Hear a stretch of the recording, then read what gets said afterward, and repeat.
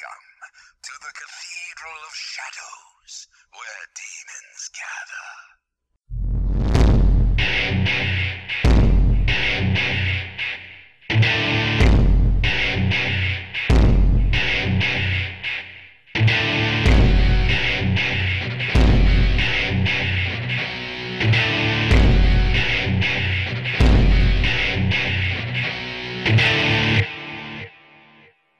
Hello, everyone. Welcome to the Cathedral of Shadows Megami Tensei podcast. I am Rasen, I'm Katsu.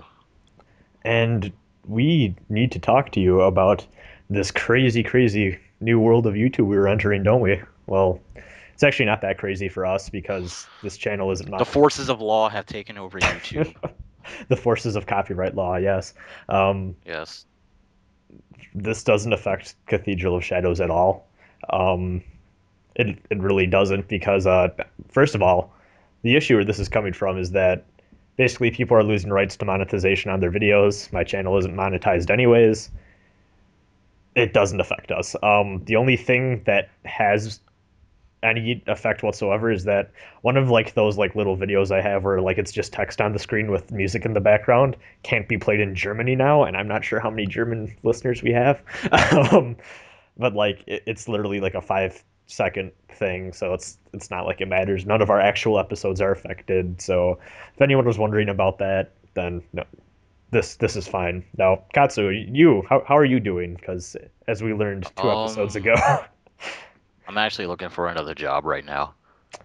ouch, that's not great. Thanks, Yeah. YouTube. Well, that was even before. That was when my God Eater videos were getting taken down due to copyrights. So Now, I is just this said part of screw it. this? Was that part of the same No, program it thing? wasn't. Okay, It wasn't. so this hasn't. So what you're saying is this hasn't affected you because you were looking for something else anyways now? Yeah, I was looking for something else anyways. All right. Well, that sucks a lot. Not really. Yeah.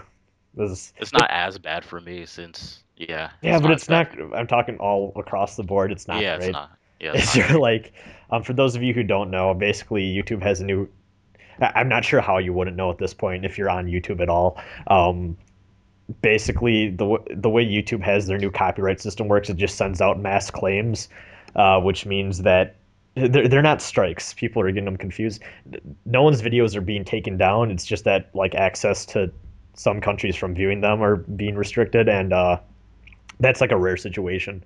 Um, what's usually happens is they just lose the rights to monetization, and for people that pump out a video every day, usually that's how they make their living. So it really sucks for them because their career is kind of In Jeopardy. gone. Yeah, if not gone.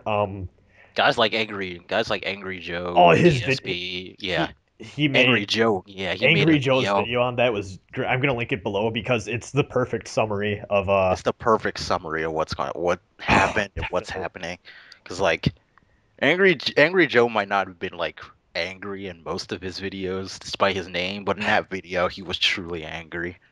Well, what Like, sucks too is reviews are fair use. Like it or yeah, not, he had like they have no right to take down like or just like take away his monetization rights because it is a review. That's it's not really censorship, but in a way it is. That yeah, makes it sense is. because like it's basically his criticism of something, and he's allowed to display video and audio from whatever he's criticizing. That's fair use. So yeah, it really sucks. I'm not sure how long this is gonna last, but Google hasn't been making the greatest decisions lately overall. So It has not. yeah, it really Angry has. Joe said Angry Joe said if he's getting another claim, he's gonna start fighting. And I He's really hope so. gonna Yes, Because he's gonna this start is fighting YouTube. He's gonna rally everyone together, and they're just gonna start kicking. They're just gonna start beating up YouTube and Google. They're gonna fight them on the street. that was the greatest saying too. I like that. Oh, I will fight Yeah. you on the side of the street.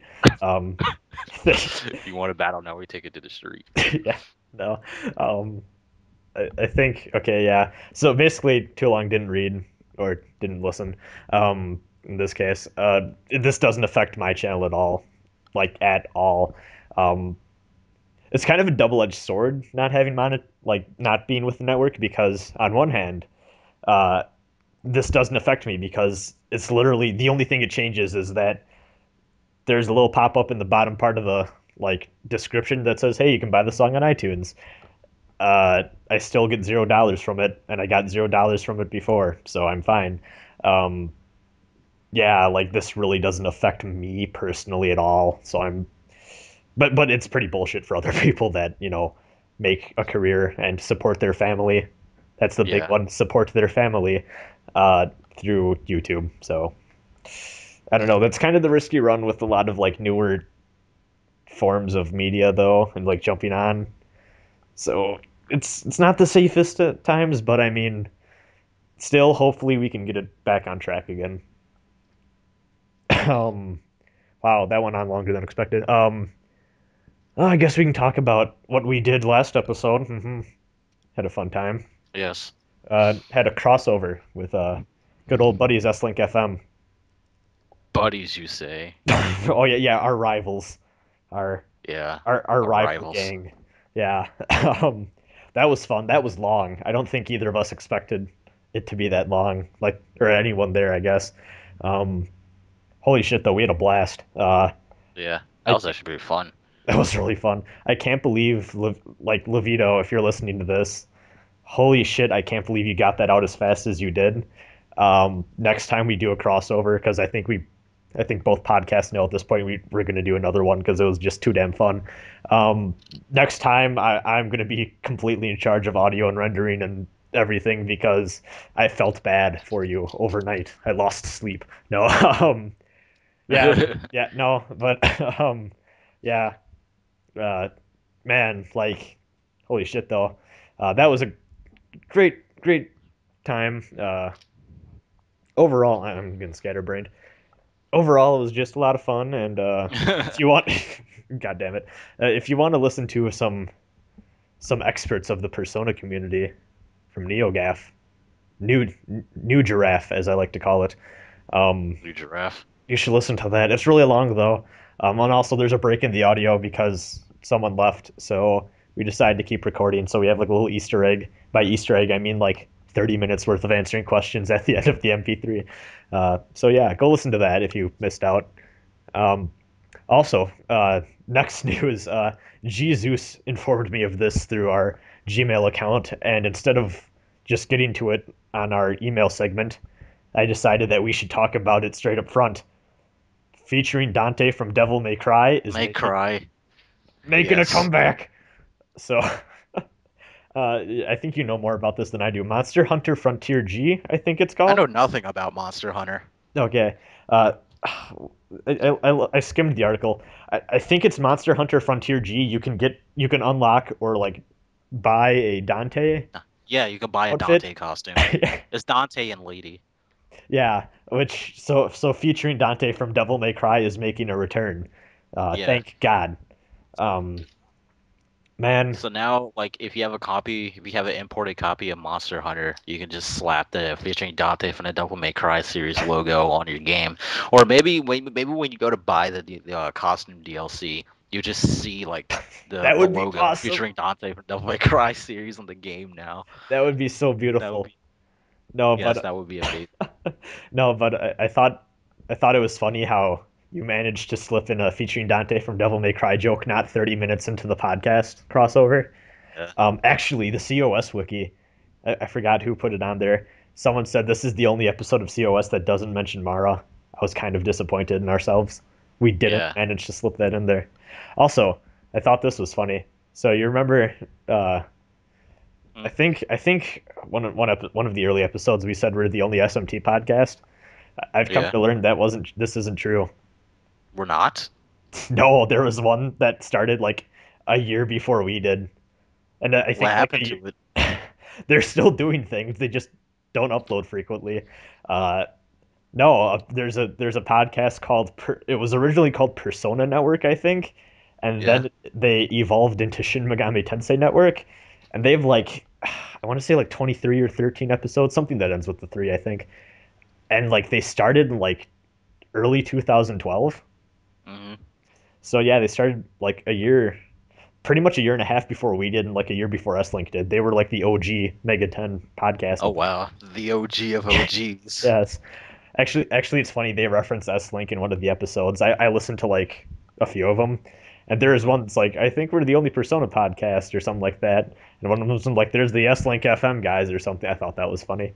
Yeah, we should plan a. I wonder if any of them listen to this. We should plan a crossover event with them. That'd be A new awesome. crossover. 'Cause they're pretty good from when I listened. I liked it. But I don't think anyone knows who they are. At least I don't know how many people that know about COS know who they are, and I don't know how many of their listeners know what we are. So, yeah, they seem like cool people, though. We should talk to them. This is actually the first time I've heard of them.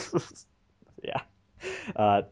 No, but I found them through Google, of all places. On Google. Yep. Interesting. Yeah. So I was like, oh, wow, we totally look like assholes for saying we're the first SMT podcast now. I'm not sure if we actually did, but I have a feeling we probably did. Yeah. At least as far as I know, we were the only. At the time, as far as I had known, we were the only SMT podcast at the time. So you should go check them out. Seem pretty great. But enough of this introductory bullshit. Yeah. Enough of this. It's time to get to the nitty gritty. Yeah, it's time to get into our favorite topic: timelines. Timelines. So I've kind of realized that like every couple of videos, because I keep promising to have this like timeline video out with. For those of you who aren't aware, I've been saying in a couple of my videos and stuff that I want to make like a timeline video of my personal theory. I'm not sure if this will be that. It might just be. But actually, this is great timing because Katsu and I decided the topic of the next COS, or I guess this COS, would be timeline stuff. And then a topic on DDS-NET or thread, whatever you want to call it, started about timeline discussion. And it's actually really interesting, so I'm going to link that below too. I'm in there as well, talking about stuff. But actually, that thread opened my eyes a bit to some of Atlas's official sayings and timelines they've created themselves, and it seems like they don't really know what's going on either. Atlas made an official timeline that shows two. that they don't know what's going on. Yeah, they made two. And they both contradict each other, and to some extent, like the games themselves. So the first one we have, I'll pull this up on the screen, is an old timeline, and it seems normal at first. SMT1 leads into SMT2. Then for some reason, SMT-if leads off of SMT2. Yeah. Not SMT1 for some reason. And then from there, Devil Summoner and Persona are their own separate universes, which is okay. That's okay. That makes complete sense. I can see that. I mean, there's the like reference of that one like Kuzunoha possessing the body of Daisuke in Persona 2. Yeah. But like you could say that's just a cameo or whatever. You can explain that away. So that makes sense. But except for the SMT-if thing leading us to SMT. Yeah. And now we go to the left side of the timeline, and I have no idea what the fuck they did, but apparently Devil Children is a sequel to SMT2, people. You heard it here first. Yeah. The fuck? So, what happened is, after the apocalypse happens, like, all the adults are dead and stuff. There is only children left, right? And because there are only children left, all the demons became all childlike and cartoony because they reflected the children's thoughts and emotions and desires. So that's why Devil Children is the way it is. It makes perfect sense. You just fanficked all over that. Okay, try this one. SMT9 apparently takes place after SMT2 as well. Well, I can't really speak for 9 since no one's played it. Despite the fact that the game's like premise is that it takes place like between two important parts of SMT1, which is stupid. Like, Atlas, you're contradicting yourself. And then this is my favorite, actually. SMT2 leads into Nocturne. Yes. How? Forget Digital Devil Saga. It just leads straight into Nocturne. Straight into Nocturne. Like, I'm not sure if they mean, like, in an alternate universe or not, but the way they have it, it's like just a flat out straight line that goes down. Yeah. Like, apparently they just rebuilt everything. and all the demons went away. Shin Megami Tensei Rebuild. Yeah, like, how do you explain that? None of the endings of SMT2 lead to society coming back.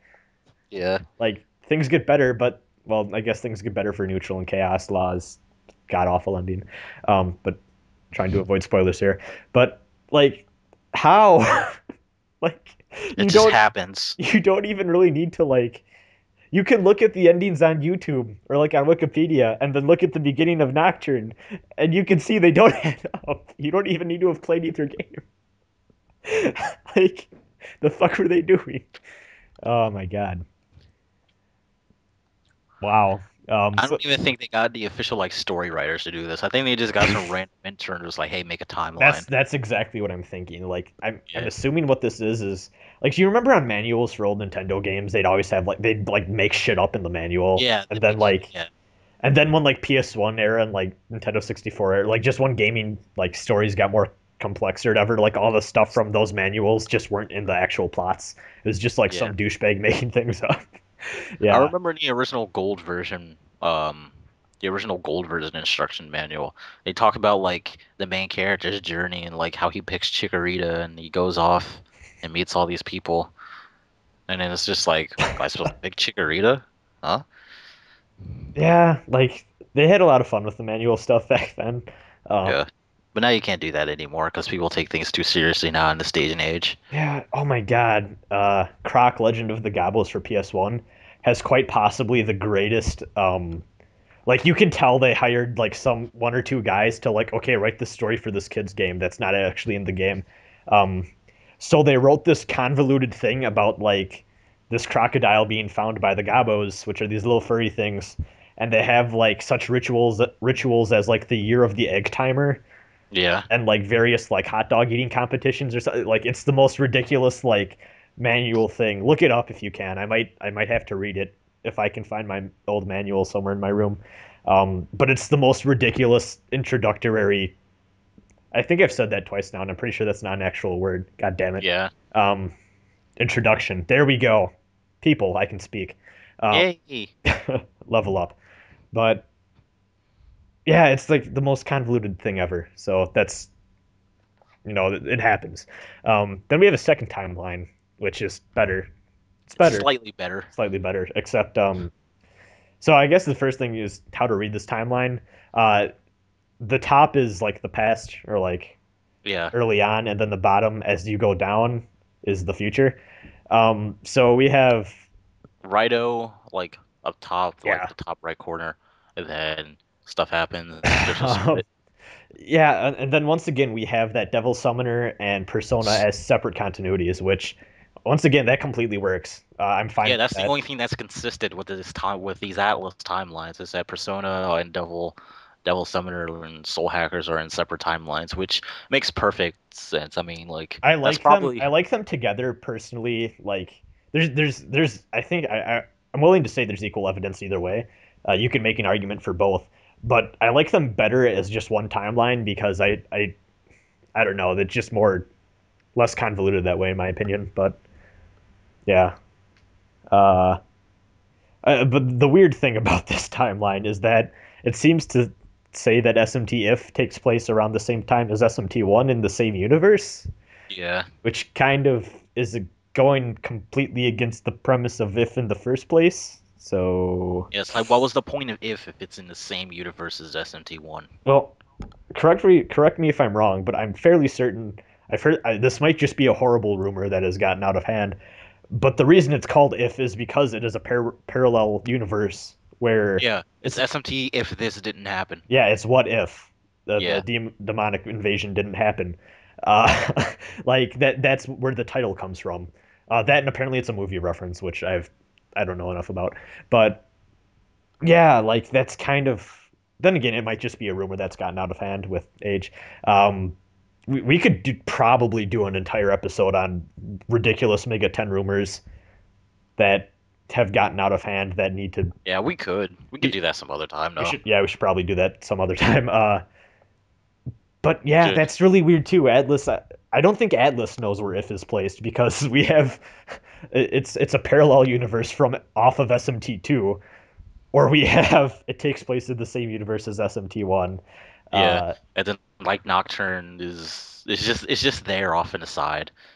yeah, yeah, Nocturne. Well, what's weird with Nocturne is it seems it's like it looks like it branches off from like the SMT1 and 2 and If universe, Yeah. which I don't get where they. I guess it could like I guess.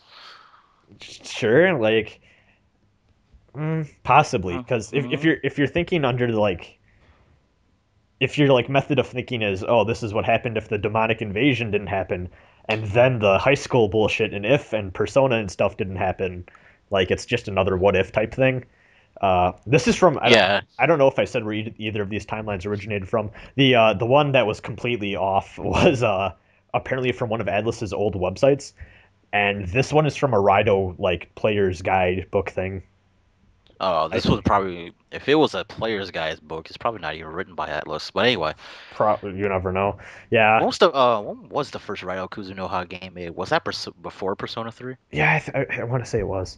I want to say it went Nocturne, DDS, Rido 1, Persona 3, Persona 4, then Rido 2. I think Oh, that's how the okay. PS2 games were made.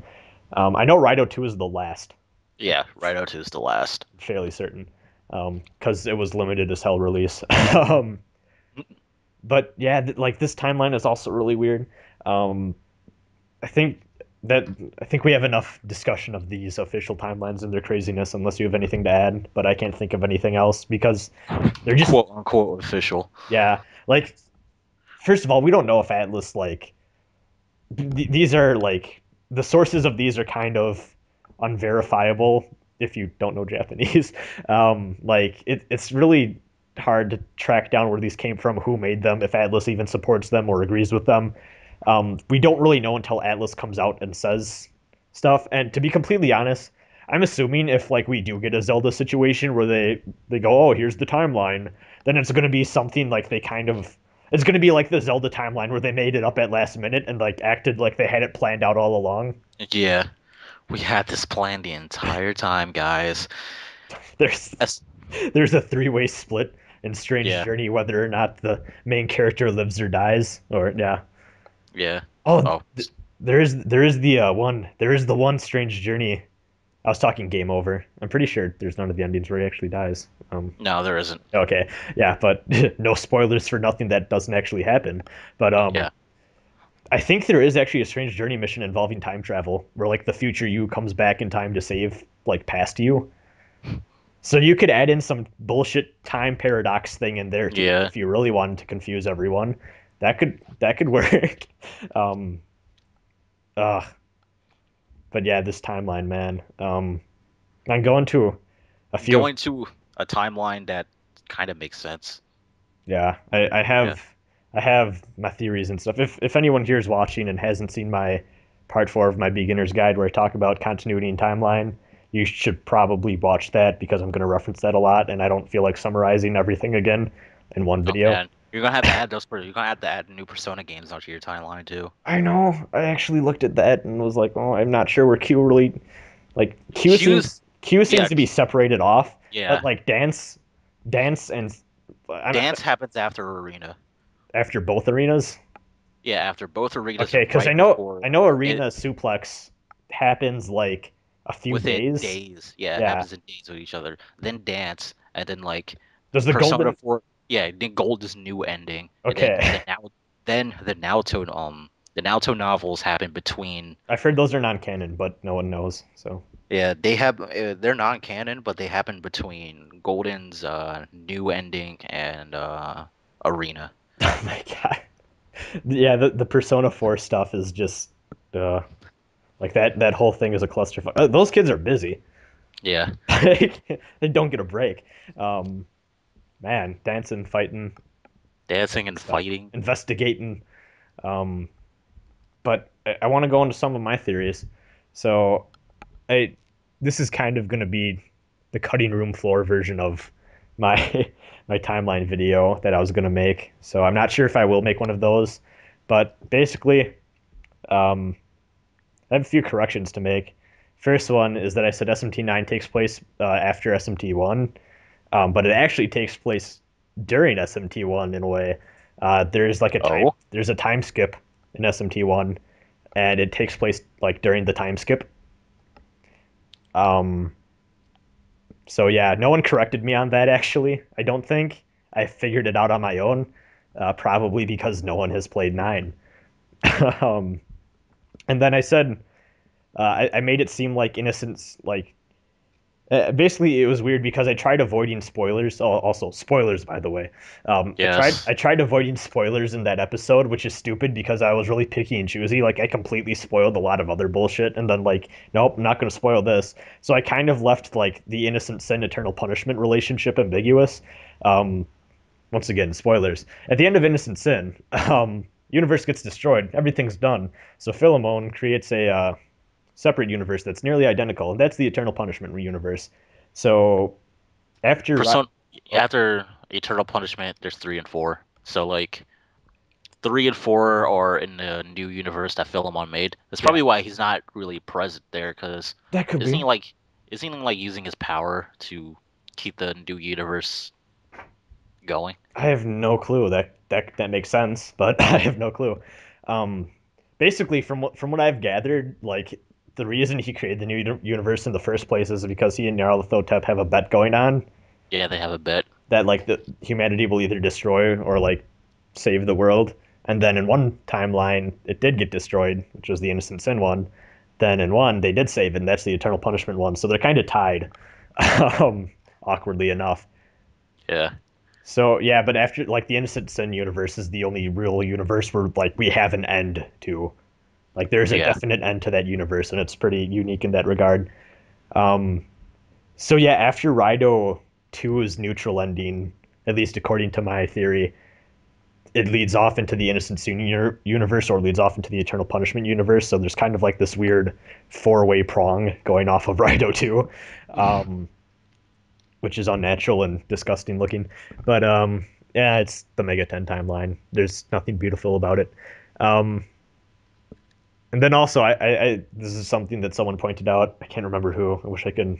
It was probably Ted Justice because he knows everything about the Raido games. Actually, I think it was now that I think about it more.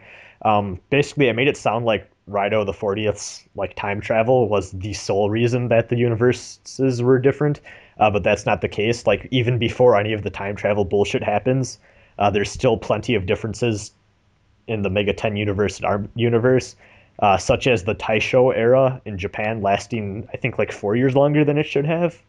Hmm. I think it's 4. I'm not sure. Um, so yeah, there's already differences that we don't know why they were caused. So Rhino 40th fucked up everything, but it was still a little fucked up before he even did anything. Um, and then I think that's all I have for corrections. Oh yeah, yeah. Actually, I make it sound ambiguous in the video if Digital Devil Saga 1 and 2 take place in the same world as SMT 1 and 2. Um, I never even knew this until someone showed me the video. After you defeat Satan in Digital Devil Saga 2, Schrodinger tells Surf, I should say, that Yeah. that Satan was like served a god of a different world or something. So that's proof there enough that SMT2 and Digital Devil Saga take place in separate And then separate universes. universes. Yeah. And then I guess now I have theory stuff. Okay, so this is my theory. This is gonna get really like convoluted really quick. So, oh man, imagine our world, right? It's our world. Everything's cool. But Yeah. then all these humans come up with like crazy religions and mythologies and stuff, and then there's a glitch in the universe. And if that doesn't sound familiar, we have an SMT2 interview where someone asked why Yahweh was evil, and the guy from Atlas basically said that there's a glitch in the universe, or there's something inherently wrong with the universe that makes Yahweh evil, and this is where this comes in. My theory is that the glitch in the universe is that human emotions and like thoughts and like beliefs and stuff like rewrite history or rewrite the laws of the universe to like accommodate for everyone's different faiths. So basically, the world started out normal and like there was no like supernatural elements whatsoever. And then as people started like inventing all these different ideas and stuff, then history started to get rewritten so that like all the stuff with like Lucifer rebelling against God and stuff happened, and the universe was built by all these different like creation myths and crazy stuff goes on, and basically uh, whoever is believed more, or whoever like the predominant religion is at the time, is the most powerful. Because as we all know from SMT, if you're believed in more, or if you have more followers spiritually, Yeah. you They, are stronger. So that's why Yahweh and Lucifer are the most powerful entities. Also because like they're both two opposing sides. Like you're either law, you're either chaos most of the time, and yeah. neutrality doesn't really seem to power anything other than humans in general. Yeah. Because they don't really have like a big strong leader, at least that stays around very often.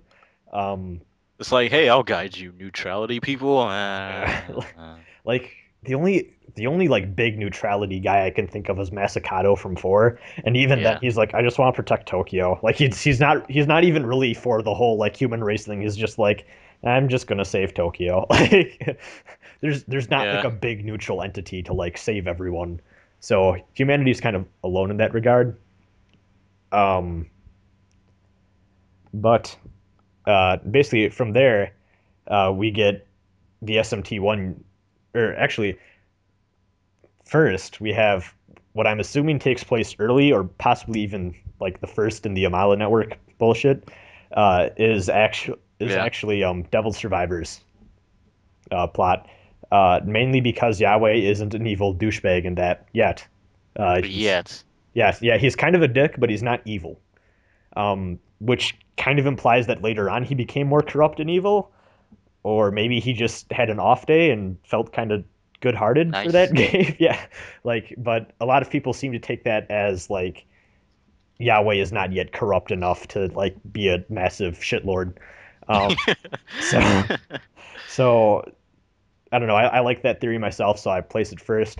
Um, and then in an alternate universe, we have Megami Tensei 1 and 2. And the reason I put these is mainly because we have this weird little like tangent where Lucifer doesn't really seem to really know what the hell he wants yet, but Yahweh is evil. So like it's kind of the reverse of Devil Survivor 1, where Lucifer like doesn't really seem to have this full idea of chaos like thought up in his head. The end of Megami Tensei 2, like there was no neutral ending until Shin Megami Tensei 1 in the first place. I should probably start with that. The law ending is pretty much the bad ending, where like Yahweh kind of enslaves humanity, and then the chaos ending is basically Lucifer taking all the demons back to hell and like pretty much saving humanity, which the Lucifer from other games wouldn't do. Yeah. I don't think. Um, I really, yeah, like I can't see Lucifer doing that because usually he's for demons, humans coexist. Whoever's strongest lives. Deal with it. Hashtag YOLO swag, Dick Squad. YOLO Um, swag, task force. yep. Uh, man, I have a lot more shit written down than I thought. And then I guess then we have the time travel bullshit with Rido the 40th. All that fun stuff happens. Man. And then from there we have the Persona stuff happen because Rido goes back in time, and then man, I'm probably gonna have to make that video because I can't. I'm gonna need to edit everything and have all this thought out better.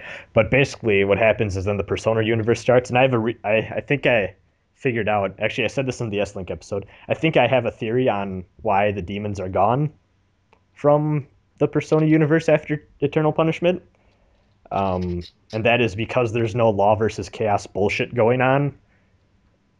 There's no reason for the demons to like be there, or they're not fueled by that, so they kind of revert to the state of being a persona or being like a shadow. um I think this is important because personas and shadows seem to be not as like what's the word, competent. They don't. Yeah, they don't have like they yeah, they don't have minds of their own. They don't have like thoughts and feelings. They're pretty much fueled by the emotions of whoever created them. Well, They don't well they like don't have a sense of awareness. well like the lower tier shadows just don't even talk at all. Personas Yeah, talk to you, but all they really do is the I am thou, thou art I bullshit thing, and then they never yeah. really talk again. And then there's like shadow selves, which I Which guess are pretty much just like raw feelings going yeah, haywire. that's like And the negative aspect of everyone put into one being. and the only shadow that's gained self-awareness was Teddy. Yeah. So like it's a really odd line as to because we never get an official like explanation, and I think that makes sense. But like I'm pretty much shoving shit out of my ass. But uh, yeah, on that one, um, I don't know. I think that sounds good. I think it's a good theory, but never know. And then something that I guess comes up as a result of that is what the hell is Nyx and like Izanami and Izanagi, like all that shit. Yeah, I have a feeling that like they're kind of like traditional demons that just got really powerful, mainly yeah. because in the Persona universe we know like all the emotion stuff like fuels all these beings. So I have a feeling like what happened is They are manifestations of like our stronger, like the collective strongest desire stuff. Like Nyx is supposed to be death and all that, and Izanami is supposed to be, yeah, our desire to hide from the truth. yeah. So I think in that way they're like I think how it works in MegaTen as a whole is like if humanity has a certain issue with like believing in a certain thing too much, then like that entity becomes too powerful. Um, Here, actually, I formed a list. um, in Shin Megami Tensei 2, Yahweh says, as long as humanity believes in him, he will always be revived. In various games, Lucifer states that as long as humanity longs for freedom, he will always be revived. In Strange Journey, the combined form of the Demiurge and Metatron say it will always watch over humanity as long as humanity is in touch with the Holy Spirit. In Raido 2, Shinado says he will come back as long as humans continue to despair. In Persona 2, Nyarlathotep says he'll always be back as long as humans continue to be self-destructive. Persona 3, Erebus says he'll always be revived as long as humanity wishes to die. In Persona 4, Izanami says she'll always be back as long as humanity continues to hide from the truth. So we get a lot of the whole, as long as humanity this, then Does this? I'll be They back. will, yeah, I'll be back. I'll be back. So yeah, And I think that's where like the emotion part comes in is you can't really get and rid of these things yeah, forever. and I honestly think like Nyx and Izanami and Erebus, they probably aren't even shadows. They're probably actually full blown demons. Cause like, remember in Persona 3 FES where they encounter Erebus and Fuga's like, that's not a shadow. That's no moon. Yeah. Yeah, Uh, Fuga's like, that's not a shadow. It's the fuck is this? But something much greater. So probably Erebus and all of them are just full on demons. that's what I was thinking. Then I'm also a certain extent of me thinks Philemon might be a demon, just because he's kind of like the opposite of Nyarlathotep, so it makes sense if he was a demon. Yeah, I have no idea what the fuck the Velvet Room attendants are. they might be. I don't know. Cause like, We don't really know, like, because there's a part of me that wants to believe they're just regular humans that like Igor or like Philemon like took in. Then also part of me wants to think they're like supernatural entities that like are like shadows or demons or something. or maybe I had this one theory way back. Maybe they were like the shadows of people who died, and like Philemon took them in and like and gave them self-awareness again and all that stuff. I don't Something know. to do. Yeah, something to do. Yeah. Actually, I guess Afterlife, this is something that doesn't come up a lot in fan discussion. The Afterlife in SMT actually doesn't seem too bad, at least Yeah, in every like game over screen I can think of where you cross like where it shows you going to the afterlife. It's always like, oh, it's peaceful or whatever. Like yeah. in SMT1, they're like uh in SMT1 they're like, don't be afraid of death, just come here, and then you cross the river in mode 7 and it's glorious. um and then in Devil Survivor 2 they say like, fear not, you will fear anything, you will now fear, no, you will now feel nothing or something to that effect. So like it seems like death is pretty peaceful in SMT, like as Yeah. far as afterlife goes, but that could also be bullshit. We don't really know. We don't see much of it. Um, Well, like in FMT4, we encounter that Karen guy. He's just like, ah, yeah, but that's not the actual afterlife. That's the waiting list. yeah, Like that's the waiting that is list. the DMV. to go Yeah. to the afterlife. The afterlife's DMV. Yeah, that's what it is. Yeah. Uh, Actually, believe it or not, that sprite of him, like his portrait, actually comes from I think Devil Summoner Oh, one. really? Yeah, like he there's no like waiting or anything. He just kind of is like, hey, get on my boat, and then it's game over screen. Um, I always thought that was interesting. I'm not sure what he actually says because I've just seen like the clip of what happens when you die in that game. I've never seen the actual like translated text, but it Yeah. seems pretty similar to 4. Except there's no waiting list. Yeah, much better. Maybe less people die in the Devil Summoner universe. That would actually make sense. Um, Yeah. oh man, I can't think of. Oh, well, I guess this is something that a lot of people theorize. I think Devil Survivor 2 takes place after Strange Journey, or at least after Strange Journey's backstory, because I'm fairly certain that Polaris is a Piece of Yahweh. yeah. Yeah. For those of you who aren't familiar with the fragmentation of Yahweh thing, in Strange Journey's backstory, these uh, entities, I guess we'll just call them, called the Mothers, like kind of take apart Yahweh, and, like beat him the fuck up, and like he's kind of fractured. You get this with the Demiurge bonus boss. Because he's kind of like a piece of Yahweh that's gone rabid, and Metatron wants you to calm him down so they can fuse back together and start to like regain their self. Um, which is interesting. I think there's a few entities you could say are like fragments. Mostly the Demiurge, Metatron, probably Polaris. There's a few others I'm probably forgetting. Let's see. I'm gonna Control F. Hopefully I can find it. Plot twist: the final bosses of Persona are pieces of Yahweh. Oh, Ancient of Days, you could say. Oh, really? Uh, I don't see why not. That's the one I Yeah. wrote down just out of curiosity. Also, I think it's important to realize there's avatars of Yahweh, and then there's the fragments of Yahweh. The difference is that like Yahweh has control over his avatars. His avatars include basically everything leading up to the final boss of Shin Megami Tensei 2. Like you fight Elohim and like 2 other bosses that I can't remember the names of right now, but they're avatars of Yahweh that are basically like lesser versions of him that he like challenges you with. And then I can't. Oh yeah, Kagutsuchi from Nocturne. That's an avatar of Yahweh, and I guess to a certain extent Metatron as well.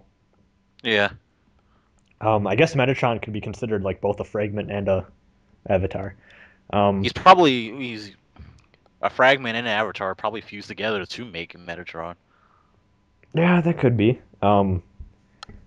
It's pretty convoluted, and we're not entirely sure how that works, but it seems like pretty much all the games after Strange Journey, we kind of have this recurring theme of the law faction is kind of in this like weird form of like being dismantled. Like they're not all Yeah. there. Like the archangels are constantly flipping a shit over how everything is run. Mastima's being Mastema. Um, Yeah, Mastima's being Mastema. The angels aren't doing it. Well, well, the the archangels angels. are constantly getting their shit kicked in by either Yeah, Mastema or just other people. Like in yeah. Strange Journey and in 4, they kind of have to take human forms for a little while because they're Mastema fucked them up. yeah, well, I'm not sure about Strange Journey because I'm not far enough in that, and I'm not sure.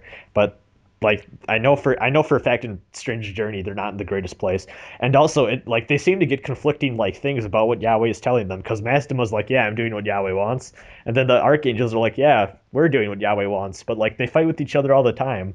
So like, is Yahweh even around anymore? Is he doing anything? Is he talking to either of them? It's probably there. It's probably they're probably getting different things from like different fragments of Yahweh, maybe. Oh, that makes complete sense, and I've never thought of that before. Damn. Yeah. So they probably have different like they probably take orders from different pieces of Yahweh, and they probably have like the same goal, but they're going about it in different methods because they're not all together. I really hope in SMT5 we learn what the fuck Mastima's up to because I can't tell. I really Yeah. can't. Like he's just being Mastima. There's no other way to put it. Yeah, he's being massive. We need to know what he's doing. If if he does appear in SMT5, he might appear just another side game, and that might be the Mastema Chronicles. Oh, the Mastema trilogy. Yes, The if he appears in another game and then never appears again for Strange Journey 4 and whatever that game will be, will form the Mastema trilogy. yes, for right now we had the Mastema duology. Yeah. Atlas, please. Mastema the After Years.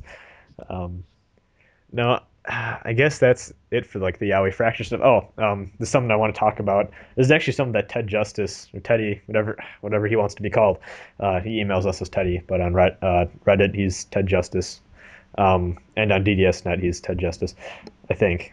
Oh well, whatever. You know who you are, Teddy. No, but he thought of this, and I was like, oh shit, this makes perfect sense. And then I thought about it more. Then I added on to his theory. So his original theory was that like the Demonicas and four like symbolized the fact that four was a alternate universe where Strange Journey didn't happen. Like the Yeah. Strange Journey and four universes were the same, and then something made them like diverge, and then Strange Journey happened in one, and SMT4 happened in the other.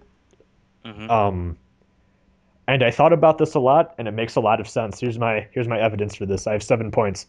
Um, First one is the obvious. These two games are the only two where Demonicas appear.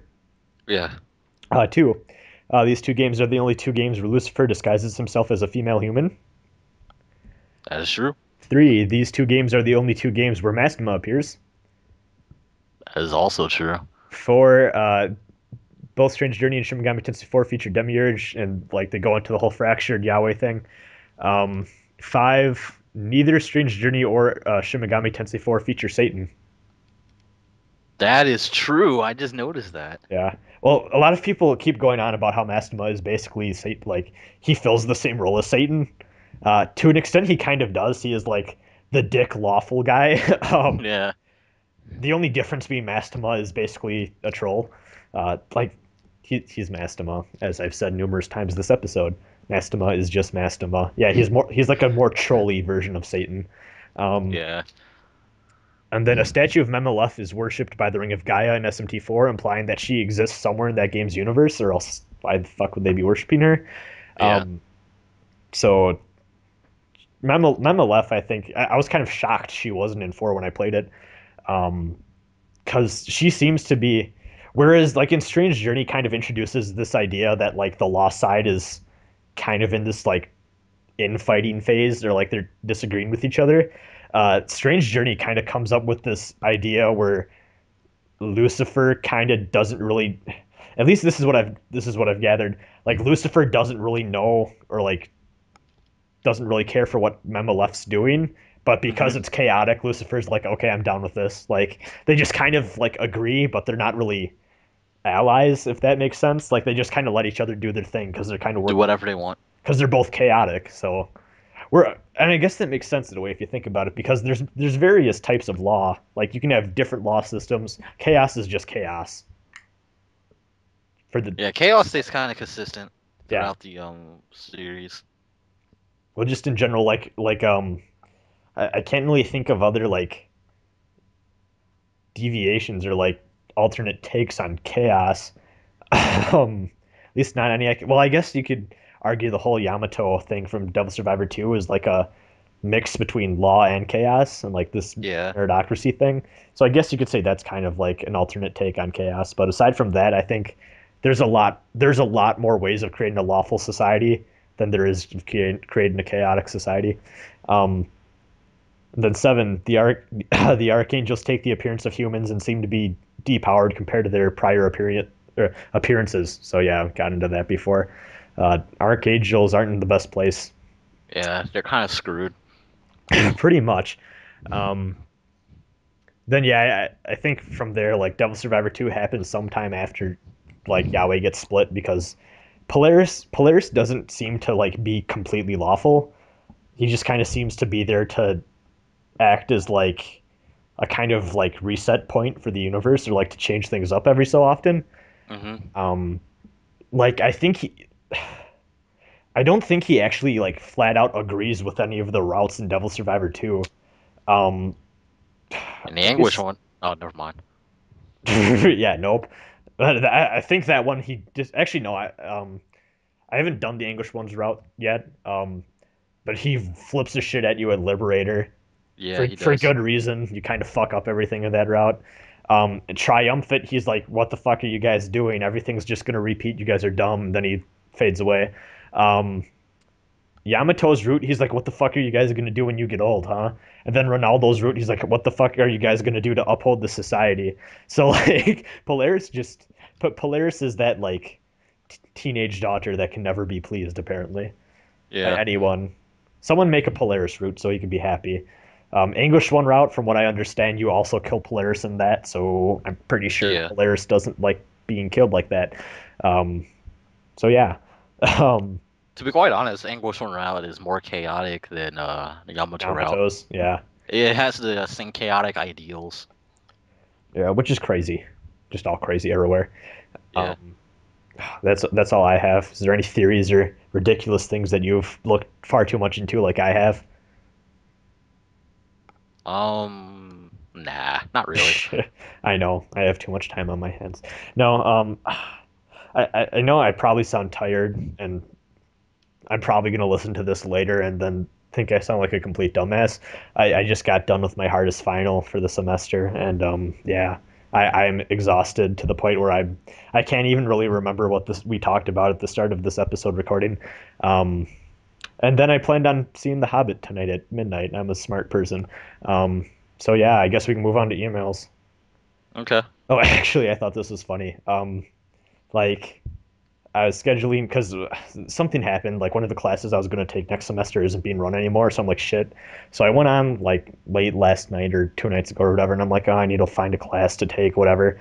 And then um, there's one that's Tuesday from like it's like a night class. It's modern Japan. So I was like, oh, Cathedral of Shadows listeners will appreciate that one. So yeah, I'm taking a modern Japan course. So I think that'll be Yay. weeaboo and kawaii as fuck Yeah, it will my be. life. Just God, you're just gonna see all the weeaboos in that class that's what I and was thinking too. how socially awkward they are I know I'm and how like much the classroom smells. I know I'm gonna like I just imagine me being really like agitated and then like some like creepy like kid slithers over to like my desk and be like, "Do you like bleach?" And I'll be like, "Yes, you should wash yourself with it because you smell terrible." No, but yeah, Nah, no. yeah, whatever. How on a scale from 1 to 10, how much do you like Hatsune Miku? No, yeah, like I'm sure there's got to be at least one weeaboo in that class. There has to be. Um, just kind of panders to it. Oh man, but I guess it's time to go into their email stuff. So Email time, yay! hopefully I can comprehend emails. God, I feel so out of the loop. You don't even understand. Um, Okay, so this one's from Andrew and it says it's two questions. One, since Atlas had put Rido and Demi-Fiend as bonus bosses in multiple titles, are there any other MCs that you would like to have as bonus bosses, or better yet, have part in the story? And he says, personally, I would have loved to see King of Bell in Devil Survivor 2, or as like a bonus boss in Break Record. Oh, that would be great. That'd be cool. I'd like to fight the King of Bell. I would have liked to have the Strange Journey protagonist to have appeared as a bonus boss in SMT4. That was another thing I actually thought they would do. Yeah, Oh man, I'm trying to think of others. I guess like um, I know in Demi Kids you fight at least like the Demi Kids we got. You fight the protagonists of the Game Boy Color ones yeah, in like the arena mode for that. I think that's pretty cool. I'd like to see the Demi Fiend pop up more. Like he would have been cool. Like I really wish they would like figure out a way to port over like his boss fight from Digital Devil Saga to 4. Like they'd have to change it up naturally because like there's no like null sleep or whatever yeah. to get around his Gaia rage spam. But that would have been really fun to figure out. Uh, I can't think of any others off the top of my head. Um, oh, here's one. Second question from Andrew is: if you have a chance to create your own Shin Megami Tensei game, how would the story setting or characters be like, and which series would you base it off of? We kind of answered this Yeah, already. yeah, we answered that one. So think you got that answered. These are older emails. I'm not sure if I told you this. I posted on Twitter, I know. After we did that last mailbag episode with Velvet Blue and Solid Abyss, like Yeah. they pretty much filled up again right away to like what we were at before. So Oh. yeah, like it was funny. Um, but we'll try getting through more each episode, I'm assuming then. And then also here's a picture of every SMT player as they play through the games, and it's a picture of Raiho with I'm pretty sure, yeah, that's Jack Daniels. Then it has meme text at the bottom and says the shit I put up with. It's pretty great. Probably have that up there for a little while while we're reading this. Okay. Post it. Oh, do you want the here? Yes. Copy image URL. Here you go. Here's this glorious picture. Not sure if it'll show up because I copied the URL from an email attachment. Yeah. It's just telling me to sign into my Gmail. Oh, okay. Well, you'll see it when the episode comes in. Okay. It's pretty great though. I enjoy it. Also, we got a spam email recently that I thought was hilarious. Really? Yeah. Let's see if I still have it or if I deleted it. Oh, I deleted it. But it was. Oh, it's that one you mentioned on Twitter. Yeah, yeah. If you saw it on Twitter, you know what I'm talking about. There is this like lady who is like, "Hello, I've seen from your YouTube channel that you are a professional in the SMT industry. Our windshield wipers are necessary for success in this SMT field," or something like that. And it's like, yeah, I definitely need my windshield wipers when I'm playing through SMT. Definitely. Oh my god. All right. This one is pronounced. Oh shit! Wow, I fucked that one up. No. This email is from Quinn. Thank you, Andrew. By the way, damn, I'm bad at thanking people. Yes. So his name is pronounced Quinn. It says Yo-Yo Rasen and possible guests. After watching the Persona announcement at 10 p.m. here in Australia, damn. You lucky bastard. I gotta say that I'm really disappointed with Persona Q being a 3DS exclusive. Now, I'm not a butthurt Sony fanboy, but I'm just butthurt Australian Vietnamese MegaTen fanboy who will not be able to play this game ever. Oh, that's true, because Oh, yeah, localization. how, yeah, and the region locking nonsense. Yeah. Oh, that's not great. Yeah, that's a bummer. That's a real bummer. That is pretty sad. Okay, and then also enough whining, now onto my questions. Yay. Sorry for asking so many questions in this podcast. Oh, that's okay. One, what do you think of the Persona games announced? Yeah, we talked about. Yeah, it. we talked about it. He even says ignore if you've talked about it. So yeah. How the heck do you think they're going to implement Adachi Baby into Persona 4 Ultimax Ultra Suplex Hold? Well, we've touched on it a yeah, bit. yeah. Yeah, like you want to explain it? Sure. On the 19th, Persona show is going to be added to the game. So if he has an arcade mode that features Adachi, it will clear everything up. Yeah, it'll clear everything up. But for right now, Adachi's looking at console exclusive. Yeah. And Atlas said they have more characters to reveal. Oh, really? More or a few more, yeah. That's good. So yeah, like right now we just know Adachi is kind of. I think you said he's trying to get everyone to stop fighting. Yeah, he's trying to get everyone to stop fighting. He's trying to say like it's pointless and crap. So we have that to go off of. And then says 3. The teaser for Persona 5 showed 5 deaths, and the atmosphere that was set up in the teaser seemed a lot closer to that of Persona 1 and 2. The actual question: do you think that from the teaser we will see the return of a 5-member party? I hope so. I would like that. I'm not sure if it'll happen. Yeah. I like 5-member parties and RPGs as a whole, actually. Like, really love how Final Fantasy IV did that. I think 4 was the only one to do that, sadly enough. Yeah. Final Fantasy X had 3 people partying. That was kind of weird. Final Fantasy VII had 3. I'm not sure if 8... I can't remember. I think 7 and 8 had 3 members. 8 might have been 4. I can't remember. I know 9 had 4.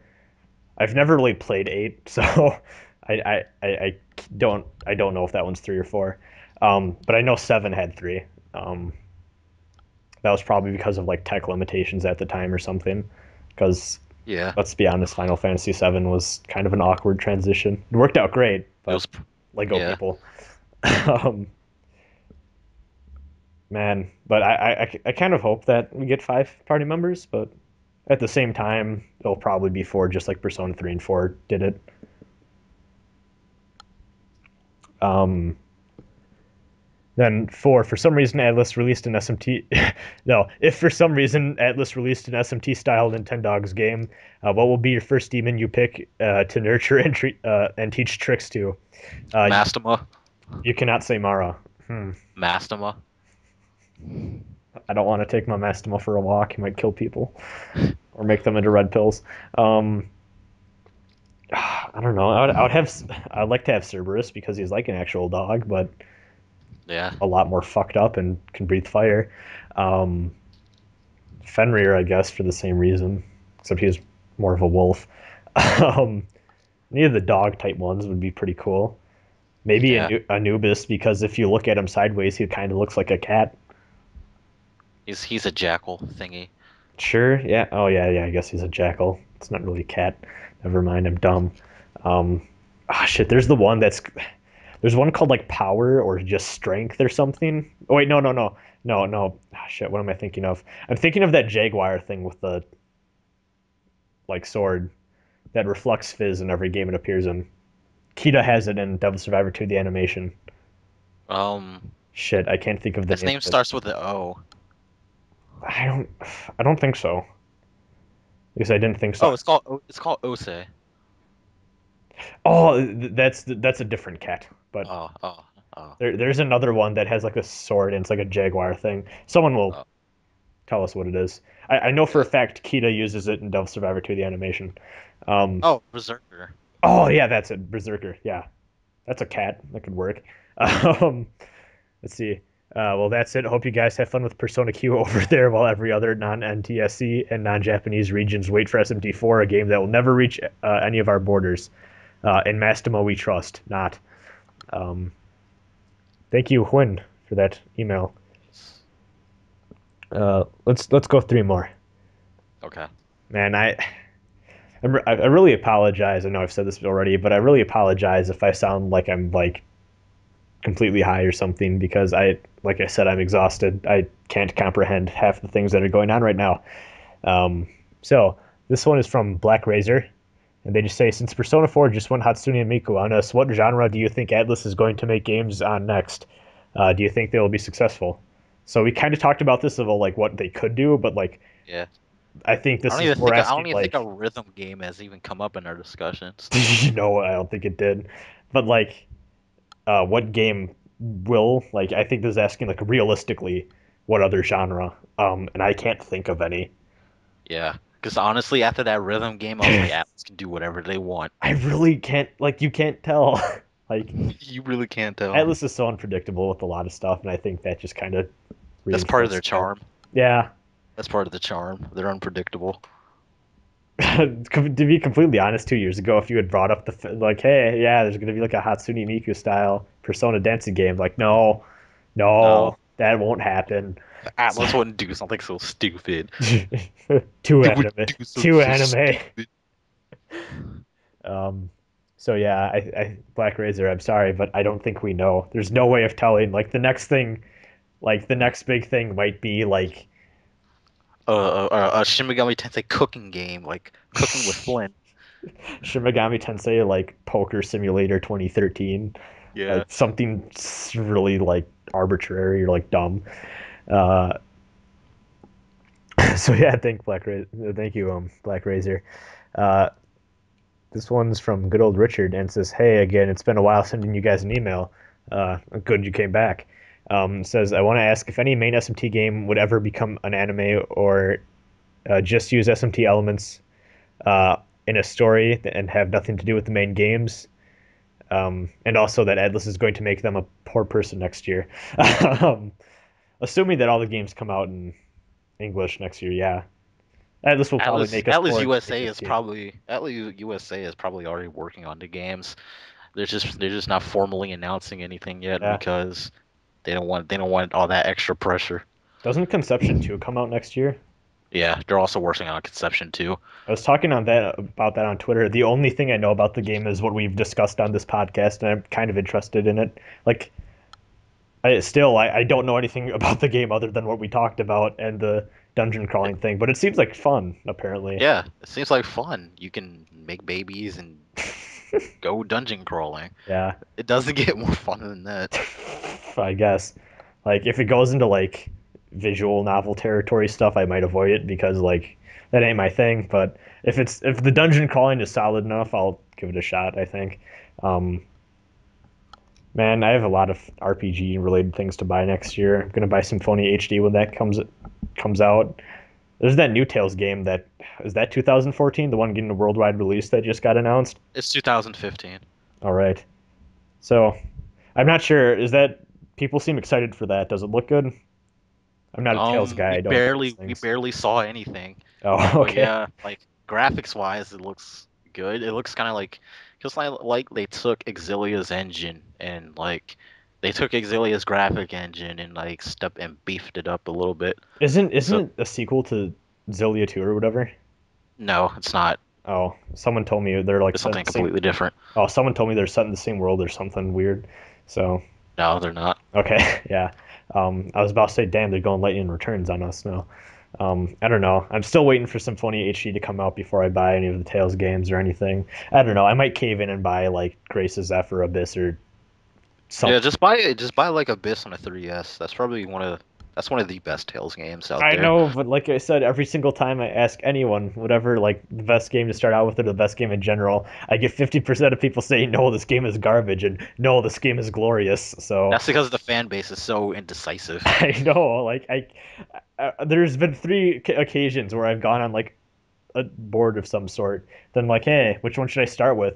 And then it just like results in like pages upon pages of people arguing, and I'm like, okay, I'm gonna wait until Symphonia comes out or HD, whatever. So yeah, Like, because that's the only one everyone agrees with.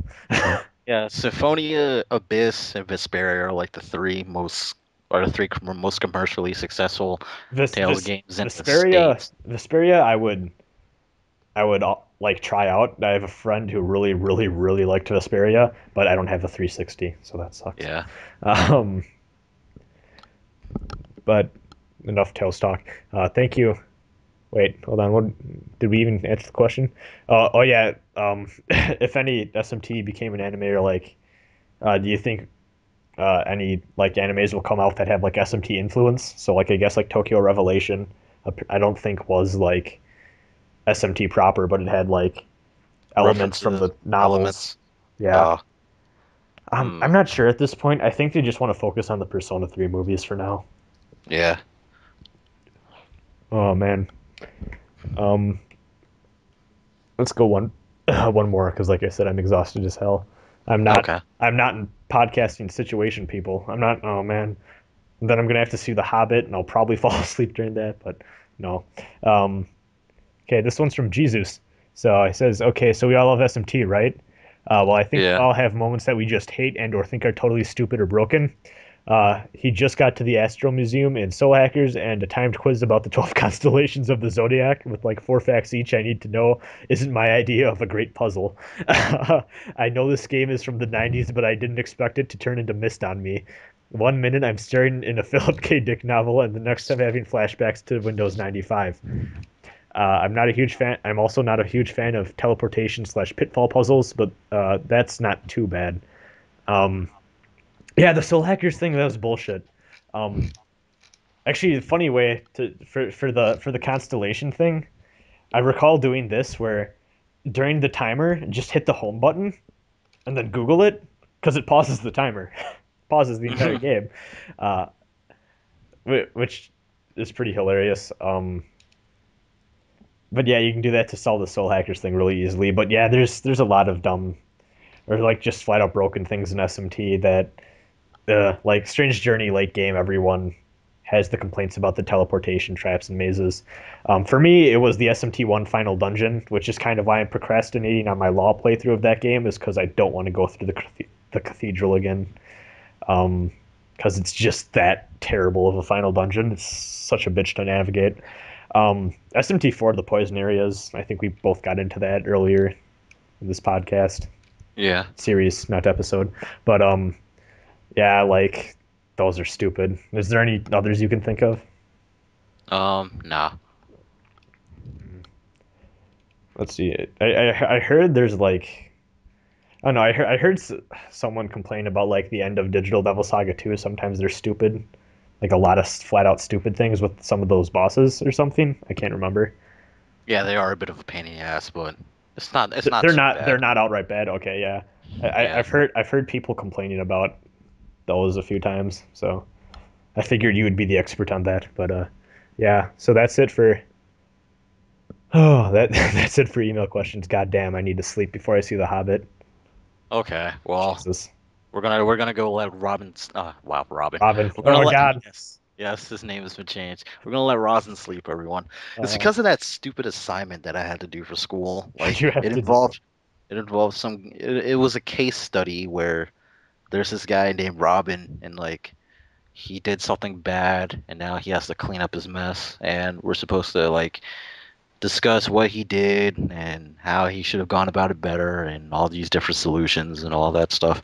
It was it just got on my nerve, and then I had to do a peer review of someone else's, and Yeah, I had my like final for like one of my history things or whatever, just getting those general education requirements out of the way or whatever. And then after that modern Japan class, I'll actually have all my stuff for like history covered, thankfully. But no, like oh my god, I literally pulled an all nighter studying, so that's why I'm so tired. But yeah, I hope I'm the Robin that ends up being Nightwing and not the Robin that ends up getting beaten to death by Joker with a crowbar. By the way, people, stay tuned for Cathedral of Shadows Under the Red Hood. yes, That's a great movie, by the way. Even if you're not a comics book person, you should see it. It's a great movie. Batman Under the Red Hood. If you didn't get the reference. So yeah, I guess we'll see you guys whenever. Actually, we have a little bonus episode we have planned to record tomorrow with yes, Sir Lionheart again. He'll be on, and we'll talk about 2013 in gaming because it's the end of the year, and we should yes. take some time to reflect on all that good stuff. So yeah, see you guys. Bye.